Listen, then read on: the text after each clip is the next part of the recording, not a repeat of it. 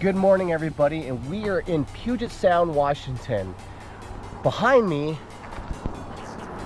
we have a sunken sailboat. Nobody has really dove that sailboat. It sunk maybe a month ago. We don't even know if there's even any occupants inside. For our training that we're doing today, we're gonna go out, do a 360 on that sailboat, make sure there's no occupants. If we do find anything suspicious or any occupants, we'll inform our sheriff's office and proceed to wait for their further instructions. As we get ready for the dive, I want to explain that April is Earth Month, where all those around the globe participate in helping making the world a better place. Our original plans were to go do a cleanup dive, but we had some access restrictions. So coming down here to do an alternative training dive, if we do find any trash, we're going to do what we can to help clean up the environment in celebration of Earth Month.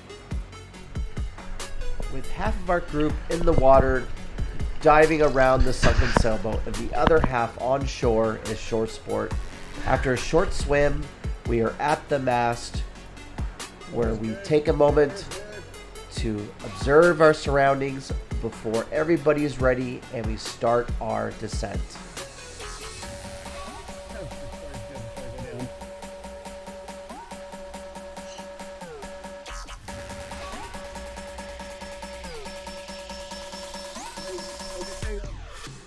Everyone is ready. We go on down to the bottom where the sailboat rests. You can tell the visibility is not great today.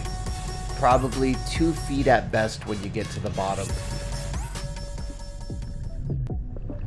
She sits at about 22 feet deep on the edge of a shelf, very shallow. We're gonna go down, check her out, make sure no one is trapped inside, and then we're gonna clear the dive site. After being submerged in a short period of time, she already has this brown film type of growth on her. You can tell she used to be a white color, but now it's just speckled with all this brown growth.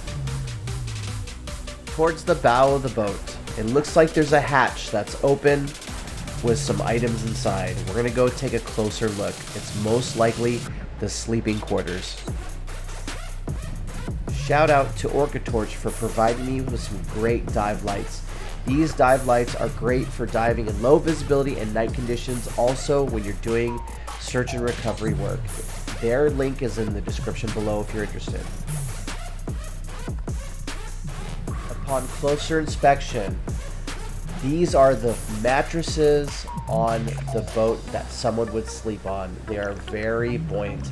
We're just trying to move them around just in case someone was trapped inside or underneath.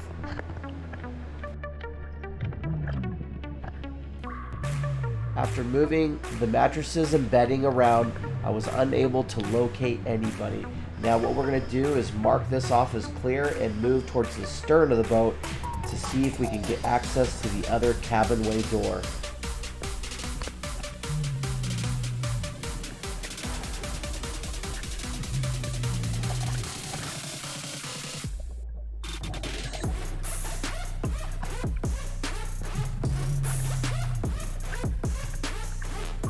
As I'm looking into the main cabin, I can see all kinds of random things in here. Floating cushions, trash, bucket, sinks, all the stuff, radio, fire extinguishers, all kinds of stuff that was just left here as this boat sank.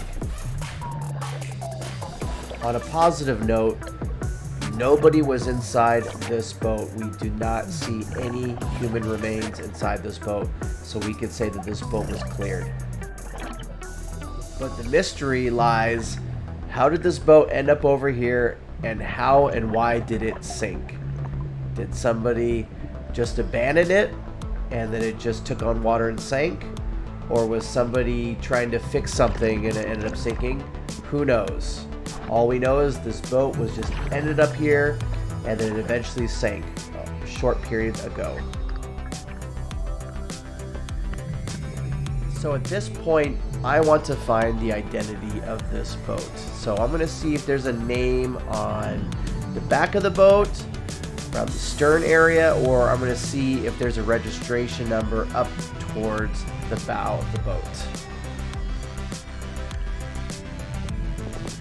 So I'm not finding any name on the back of the boat.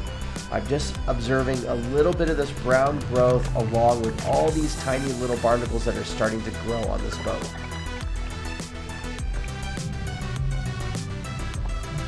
So now I'm just working my way up the port side of the boat, rubbing all this brown growth off the side of the boat, trying to find the registration number towards the front of the boat.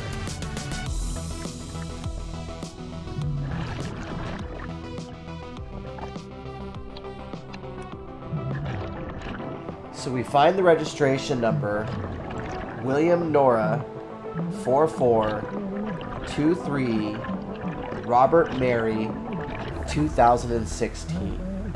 So if this is your boat, we know where your boat is located in case somebody had stolen it. So now that we've cleared the boat, knowing that there's no occupants inside, and we have identified the boat by finding the registration number, I don't want to go back empty-handed. We originally wanted to pull some garbage out of the water, cleaning the environment. So I'm going to see what I could grab that's garbage off this boat and bring it back for proper disposal. So I see this big car battery. And we all know that battery acid leaching into the waters is going to damage our environment, and it's going to be dangerous for the marine life. We don't want this acidity levels in our water. I want to get this battery out of the water so I can help clean up the environment for Earth Month. So the first thing I'm going to do is cut a little section of rope. And what I'm going to take with that rope, I'm going to tie a bowline around the handle of the battery. And then I need to find something that I can use because I do not have a lift bag. So I need to create some sort of lift to be able to carry this battery out of the water. So as I'm tying my bowline around the handle of the battery, I'm running in my head my three options that I can have some lift.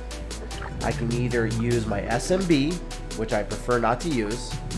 I can either use one of those big mattresses that are buoyant, which I don't know if they will actually provide enough lift for this heavy battery, or I'm going to use that bucket that I found in the last cabin that I was searching.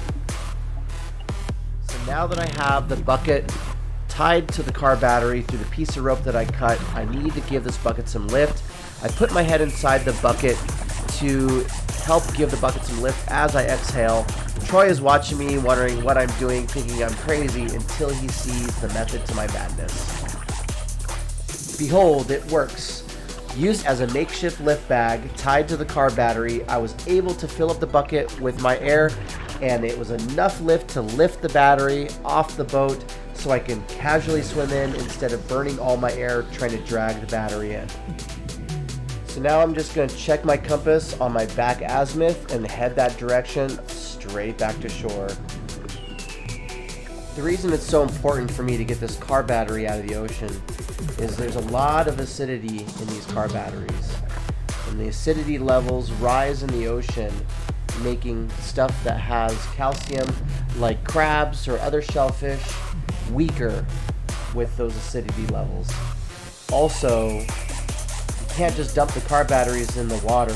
Metals such as cobalt, lithium, nickel, and magnesium are found in high concentrate in these batteries.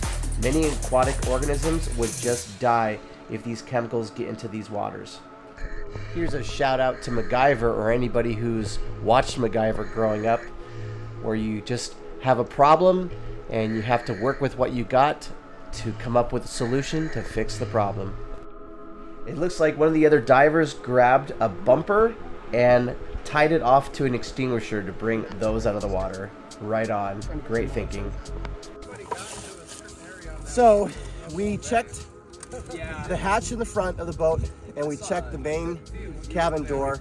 Didn't see anybody in there. So lots, cushions, trash, everything there. And I brought one of the batteries out to help get some of the battery acid leaches in the water out of that water. So we'll go recycle this battery. For now, I think it's safe to say that nobody is on that boat. So, and we did get the registration number on my camera. So I'll wrap this up, and thank you all for watching. And this has been a great dive with my SAR Dive Team. And also, Troy pulled out a big length of cable. You know, so we did. We got 70 feet of cable out. So it was good. We get to clean up a little bit of trash on top of making sure nobody was in the boat. Yep, and today is April, and it is Earth Month. And so it was great helping clean up the environment a little bit for Earth Month. And Nate will elaborate on Earth Month.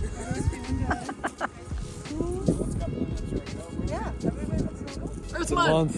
We live on the Earth. And I get credit for using the bucket as a lift bag with the rope that I found from the mast, right? You learned that in Zombie Apocalypse Diver. Yes, Zombie Apocalypse Diver, not Search and Recover stuff, yeah. All right, thanks for tuning in. Don't forget to subscribe, like, comment, share, hit the bell. We'll see you in the next episode. Take care, be safe.